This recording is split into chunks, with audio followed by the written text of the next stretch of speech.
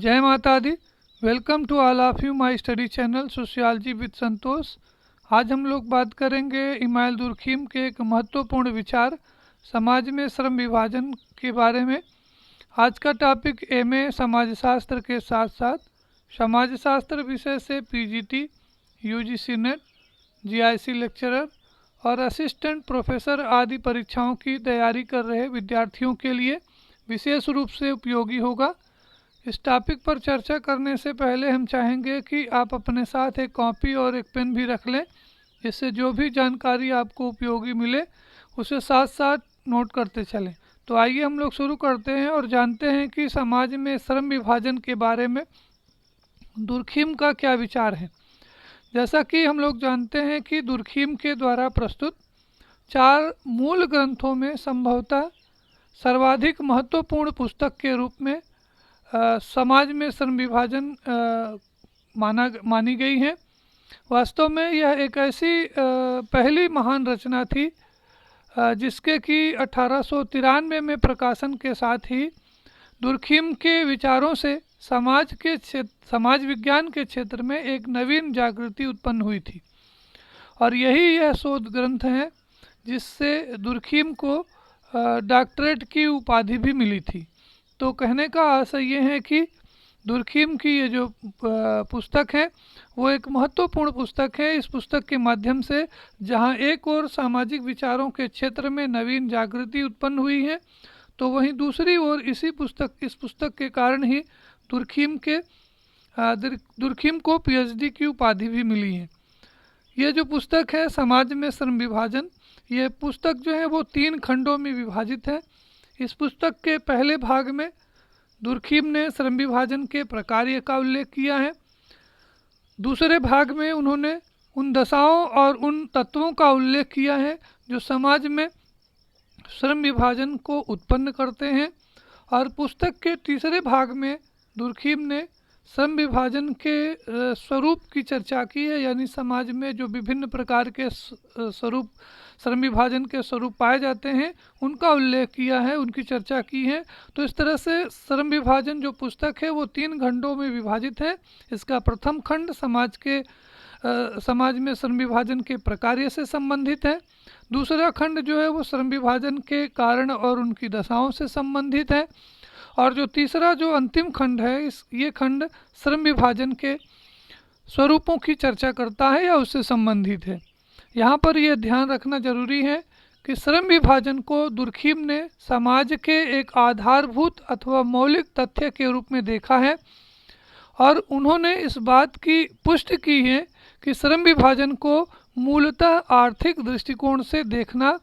सही नहीं है। दुर्खीम का ये मानना है कि श्रम विभाजन समाज के विकास और प्रगति का एकमात्र और सर्वव्यापक नियम है और इसे ये देखते हुए श्रम विभाजन को के बारे में स्पष्ट करते हुए ये कहना चाहिए, ये मानना चाहिए कि श्रम विभाजन एकमात्र आर्थिक प्रघटना नहीं है। यानी दुर्खीम ये कहते हैं कि जो दूसरे जो विद्वान हैं जो श्रम विभाजन को एक आर्थिक घटना के रूप में देखते हैं वो श्रम विभाजन का सही स्वरूप स्पष्ट नहीं करते हैं। यानी श्रम विभाजन को एक आर्थिक घटना के रूप में देखना दुर्खीम सही नहीं मानते हैं और उनका ये कहना है कि श्रम विभाजन वास्तव में समाज के विकास और प्रगति का एक मात्र सर्वव्यापक और सार्वभौमिक नियम है। और इस आधार पर उन्होंने श्रम विभाजन के बारे में बताया कि श्रम विभाजन वास्तव में एक सामाजिक नियम है। यानी दुर्खीम ने श्रम विभाजन के बारे में जो अपने विचार व्यक्त किए हैं उसमें सर्वप्रमुख बात उन्होंने ये बताई कि श्रम विभाजन जो है वो एक सामाजिक नियम। उन्होंने श्रम विभाजन को एक सामाजिक तथ्य के रूप में या कह लीजिए कि एक सामाजिक नियम के रूप में आधारित माना है। उनका ये कहना है कि यह मनुष्य के न केवल आर्थिक पक्ष पर बल्कि लगभग उसके संपूर्ण सामाजिक जीवन पर लागू होता है। चाहे आप राजनीति के क्षेत्र में देखें, वैधानिक क्षेत्र में देखें, प्रशासनिक अथवा धार्मिक या कला संगीत किसी भी क्षेत्र में देखें, तो आपको हर क्षेत्र में जो है वो श्रम विभाजन का कोई न कोई स्वरूप आपको स्पष्ट रूप से दिखाई पड़ेगा। यानी दुर्खिम का ये कहना है कि श्रम विभाजन एक सामाजिक तथ्य है। श्रम विभाजन मानव के न केवल आर्थिक पक्ष को बल्कि उसके संपूर्ण सामाजिक जीवन को प्रभावित करता है। इस संबंध में दुर्खिम का ये मानना है कि श्रम विभाजन केवल मानव समाज तक ही सीमित नहीं है। दुर्खिम का ये कहना है कि श्रम विभाजन प्रकृति तथा समस्त जीव जगत पर लागू होता है। इसलिए उन्होंने श्रम विभाजन को मानव सभ्यता या मानव समाज के विकास और प्रगति के नियम के रूप में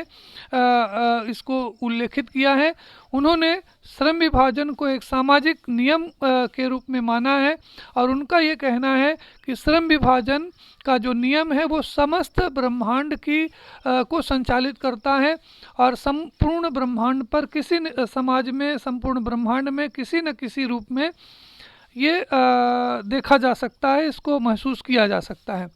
श्रम विभाजन की नैतिकता को स्पष्ट करते हुए, श्रम विभाजन को वैज्ञानिक स्वरूप प्रदान करते हुए उन्होंने इसे श्रम विभाजन की नैतिकता को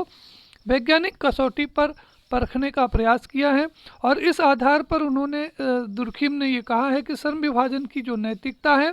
वो वैज्ञानिक है, जिससे श्रम विभाजन के कारणों की और उसकी उपयोगिता की खोज की जा सकती है। दुर्खिम का ये कहना है कि विज्ञान और नैतिकता के बीच संबंध स्थापित करने वाला आचार शास्त्र का विज्ञान है। यानी दुर्खिम ने अपने जो श्रम विभाजन का जो उल्लेख किया है, उन्होंने कहा कि श्रम विभाजन जो है वो विज्ञान और नैतिकता के बीच संबंध स्थापित करने वाला आचार शास्त्र का विज्ञान है। यह जहाँ एक और समाज में नैतिक यथार्थता यानी मॉरल रियलिटी को का बोध कराता है, वहीं दूसरी ओर जो श्रम विभाजन है वो नैतिकता को सुधारने का एक साधन भी बताता है। तो एक इस तरह से दुर्खिम ने श्रम विभाजन को एक वैज्ञानिक तरीके से प्रस्तुत करने का प्रयास किया है। उन्होंने अपने श्रम विभाजन के सिद्धांत के माध्यम से विज्ञान और नैतिकता के बीच जो परस्पर विरोधाभास हैं उस विरोधाभास को दूर करने का प्रयास किया है और उन्होंने ये कहा कि श्रम विभाजन वास्तव में आचार शास्त्र का विज्ञान है, यानी साइंस ऑफ एथिक्स है। श्रम विभाजन के बारे में दुर्खिम का एक महत्वपूर्ण स्टेटमेंट है, उनका महत्वपूर्ण कथन है कि दुर्खिम जो है वो श्रम विभाजन को एक सामाजिक प्रक्रिया मानते हैं। यानी दुर्खिम का ने यह स्पष्ट किया है कि जो श्रम विभाजन है वो समाज में एक संतुलन या सामाजिक व्यवस्था के निर्माण में महत्वपूर्ण योगदान देता है और इस कारण से ही उन्होंने श्रम विभाजन को एक सामाजिक प्रक्रिया के रूप में देखा है और उसको इस रूप में उसको स्पष्ट किया है। अब ये जो श्रम विभाजन है वो समाज में प्रक्रियात्मक भूमिका किस तरह से निर्वहन करता है, इसको स्पष्ट करने के लिए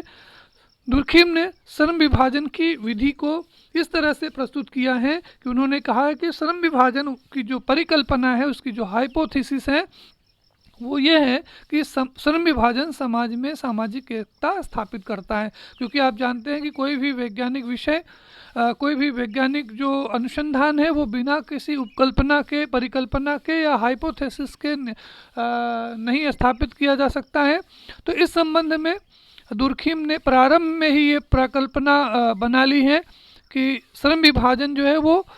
समाज में सामाजिक एकता को स्थापित करता है। इसे सिद्ध करने के लिए, इसे पुष्ट करने के लिए दुर्खिम ने मुख्य रूप से तुलनात्मक विधि को अपनाने पर बल दिया है। तो ये आप इसको नोट कर लें कि दुर्खिम का जो समाज में श्रम विभाजन है वो तुलनात्मक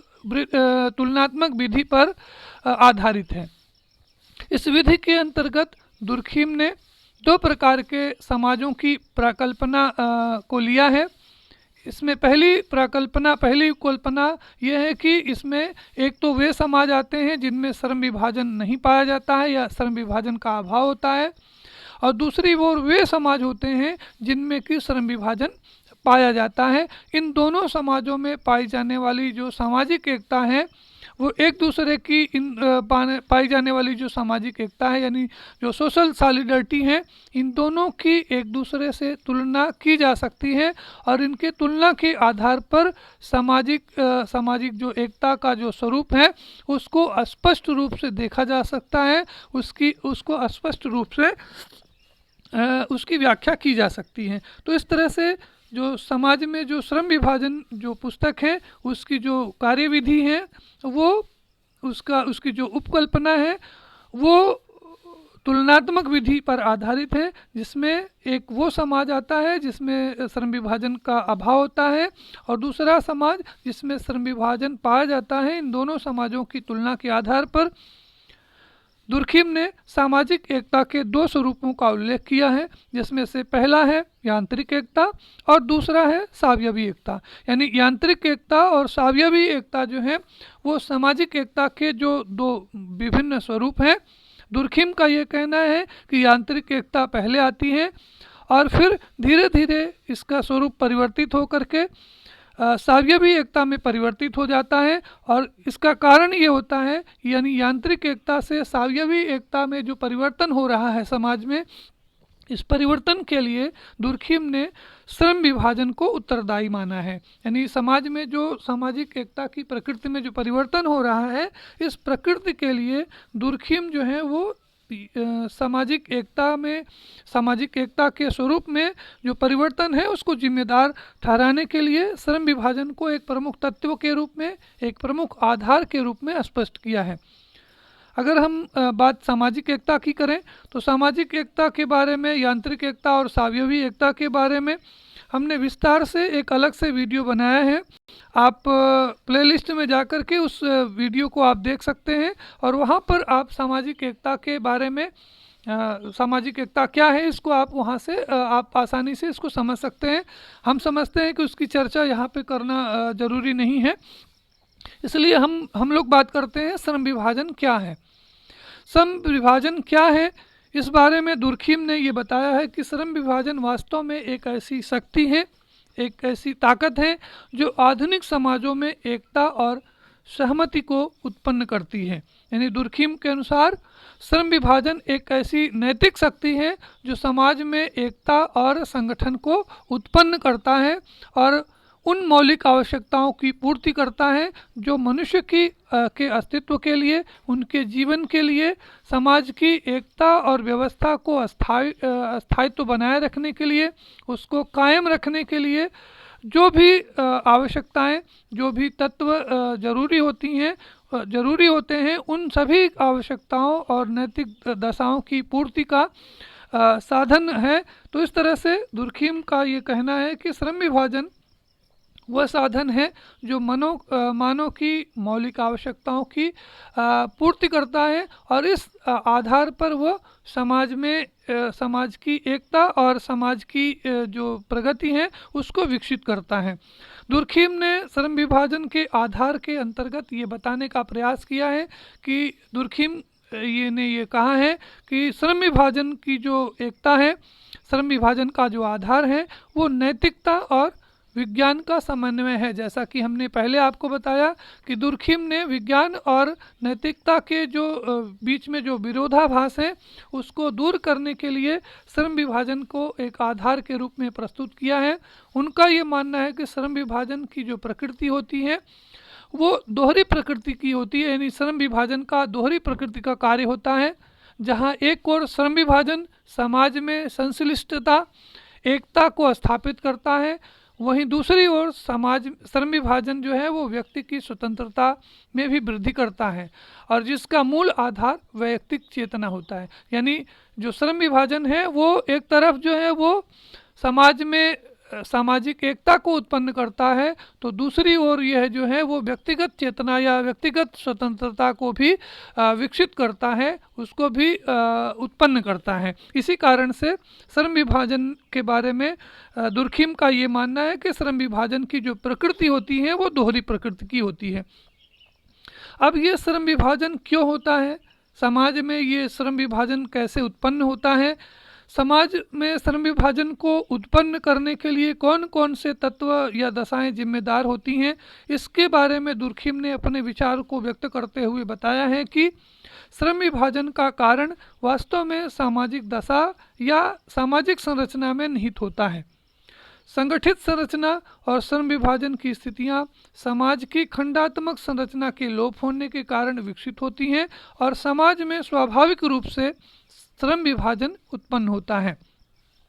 श्रम विभाजन के कारणों के अंतर्गत दुर्खिम जो है इसके लिए 3 मुख्य कारण बताते हैं। यानी दुर्खिम के अनुसार श्रम विभाजन के 3 मुख्य कारक हैं, जिसमें से पहला है जनसंख्या का भौतिक घनत्व, दूसरा है नैतिक घनत्व या गतिशीलता और तीसरा है सामाजिक आयतन। अक्सर ये एग्जामिनेशन में ये सवाल पूछा जाता है कि श्रम विभाजन का दुर्खिम के श्रम विभाजन का मुख्य आधार क्या है, मुख्य कारक क्या है। तो आप इसको नोट कर लें कि दुर्खिम के श्रम विभाजन सिद्धांत का मुख्य कारक है जनसंख्या का भौतिक घनत्व, नैतिक घनत्व या गतिशीलता और सामाजिक गतिशीलता। इन 3 कारणों के आधार पर दुर्खिम का मानना है कि इन 3 कारकों के संयोग से, इन 3 कारकों के आधार से पर ही समाज में श्रम विभाजन की उत्पत्ति संभव है। यानी इन 3 कारकों के अभाव में समाज में श्रम विभाजन की कल्पना नहीं की जा सकती है। इन तीनों तत्वों के संयोग से ही समाज में श्रम विभाजन का उदय होता है, श्रम विभाजन की उत्पत्ति होती है। इस संबंध में दुर्खिम का विचार है कि समाज के आकार और घनत्व के ठीक अनुपात में ही श्रम विभाजन घटता बढ़ता है। यदि यह निरंतर बढ़ता है तो समाज निरंतर घने और सामान्यतः अधिक आयतन युक्त होते जाते हैं। यानी दुर्खिम का ये कहना है कि जैसे जैसे समाज का आकार, उसका जनसंख्या घनत्व तो बढ़ता जाता है, वैसे वैसे उसकी जो उस समाज में जो गतिशीलता है, समाज का जो आयतन है वो विकसित होता जाता है और स्वाभाविक रूप से समाज में श्रम विभाजन विकसित हो जाता है। इस संबंध में दुर्खिम का मानना है कि श्रम विभाजन को कुछ भौतिक दशाएं जो हैं वो प्रभावित करती हैं। यानी स्पेंसर की तरह से ही दुर्खिम ये मानते हैं कि श्रम विभाजन के लिए कुछ बाहरी जो भौगोलिक दशाएं हैं वो निर्णायक होती हैं या उसको प्रभावित करती हैं। और इस रूप में दुर्खिम ने जनसंख्या के जो आकार, उसका जनसंख्या घनत्व है, सामाजिक जो आयतन है, इसको प्रमुख रूप से जिम्मेदार ठहराया है, जिम्मेदार माना है। उनका ये कहना है कि जिस तरह से भूमि का ढाल जो है वो नदी की दिशा या गति को निश्चित करता है, उसी तरह से भौगोलिक शक्तियाँ भी श्रम विभाजन की दिशा अथवा प्रकृति को निर्धारित करती हैं। यहाँ पर ये आपको ध्यान रखना जरूरी है कि ये जो भौगोलिक दशाएं हैं, जो बाहरी परिस्थितियाँ हैं, ये श्रम विभाजन की दिशा और उसकी गति को निर्धारित करती हैं, न कि श्रम विभाजन को उत्पन्न करती हैं। श्रम विभाजन की उत्पत्ति के लिए मुख्य रूप से ये जो 3 कारण हैं वही जिम्मेदार हैं, जिसमें से भौतिक घनत्व, नैतिक घनत्व और सामाजिक आयतन, इन तीनों जो है वो कारकों के योग से, संयोग से समाज में श्रम विभाजन जो है वो उत्पन्न होता है। इसके अलावा दुर्खिम जो है वो श्रम विभाजन के कुछ अन्य कारकों, कुछ गौण कारकों का भी उल्लेख करते हैं। यानी इन 3 मुख्य कारकों के अतिरिक्त श्रम विभाजन के लिए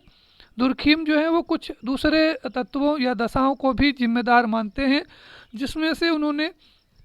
सामूहिक चेतना में प्रत्यावर्तन, वंशानुक्रम, सामाजिक आयतन में वृद्धि, प्राचीन परंपराओं का ह्रास और समाज का बड़ा आकार और घनत्व को विशेष रूप से महत्वपूर्ण माना है। दुर्खिम का ये कहना है कि वंशानुक्रम जो है वो समाज में श्रम विभाजन को उत्पन्न करने के लिए एक सहायक दशा हो सकती है। इसी तरह से प्राचीन परंपराओं का ह्रास होना, सामाजिक आयतन में वृद्धि होना, धर्म और वैधानिक और नैतिक नियमों में कमी होना आदि कुछ ऐसी दशाएं हैं जिनके आधार पर समाज में श्रम विभाजन उत्पन्न होता है। अपने समाज में श्रम विभाजन के पुस्तक के दूसरे हिस्से में दुर्खिम जो है वो समाज में श्रम विभाजन के कुछ महत्वपूर्ण प्रकारों का उल्लेख करते हैं। उनका ये मानना है कि समाज में सामाजिक एकता को उत्पन्न करने वाली शक्ति के रूप में श्रम विभाजन को देखा जा सकता है। यानी दुर्खिम का ये कहना है कि जो श्रम विभाजन है उसका मुख्य प्रकार्य सामाजिक एकता को उत्पन्न करना है। और इस सामाजिक एकता को उन्होंने मुख्य रूप से दो भागों में बांटा है, यांत्रिक एकता और सावयवी एकता। तो इस तरह से जो सामाजिक एकता है वो यांत्रिक एकता से श्रम विभाजन के द्वारा सावयवी एकता में परिवर्तित होती जाती है, और इस परिवर्तन के परिणाम स्वरूप समाज का जो परंपरागत जो संरचना है, जो सामाजिक ढांचा है, वो धीरे धीरे परिवर्तित होता जाता है। और अगर हम लोग बात करें श्रम विभाजन के सामाजिक परिणाम की, तो श्रम विभाजन के कारण समाज में सावयवी संगठन और एकता में वृद्धि होती है। यह जो है वो समाज में विशेषीकरण को बढ़ावा देता है। विशेषीकरण के साथ साथ समाज में श्रम विभाजन के उत्पन्न होने से व्यक्तिगत स्वतंत्रता का भी महत्व बढ़ जाता है। साथ ही साथ समाज में सामाजिक गतिशीलता और सामाजिक विभेदीकरण को स्पष्ट रूप से महसूस किया जा सकता है। श्रम विभाजन के सामाजिक परिणाम के अंतर्गत महत्वपूर्ण बात यह है कि श्रम विभाजन जो है वो समाज में एक और जहाँ पे कार्यों का बंटवारा करता है, कार्यों का विभेदीकरण करता है, तो दूसरी ओर जो है वो कार्यों में विभेदीकरण के साथ साथ ये उनके बीच में पारस्परिक निर्भरता में भी वृद्धि करता है। इसी कारण से मैंने आपको पहले बताया कि दुर्खिम ने श्रम विभाजन की प्रकृति को दोहरी प्रकृति का बताया है। यानी एक तरफ जो है वो श्रम विभाजन जो है वो कार्यों का विशेषीकरण करता है, श्रम का विशेषीकरण करता है, श्रम का बंटवारा करता है, कार्य का विभाजन करता है। तो दूसरी तरफ जो है ये श्रम विभाजन समाज में सदस्यों के बीच में, समाज के निर्माणक इकाइयों के बीच में पारस्परिक निर्भरता या अंतः निर्भरता में भी वृद्धि करता है। आगे हम लोग बात करते हैं श्रम विभाजन के प्रकार के बारे में। तो मोटे तौर पर दुर्खिम ने दो तरह के श्रम विभाजन के प्रकार बताए हैं। उनका ये मानना है कि जहाँ श्रम विभाजन जहाँ एक और सामान्य घटना मानी जाती है, तो दूसरी ओर सामाजिक घटनाओं में इसका असामान्य स्वरूप भी प्रकट होता है। जब इसका स्वरूप सामान्य होता है तो इससे सामाजिक एकता उत्पन्न होती है या सामाजिक संगठन विकसित होता है, और जब इसका स्वरूप असामान्य होता है तो इससे सामाजिक विघटन या सामाजिक संघर्ष की स्थिति उत्पन्न होती है।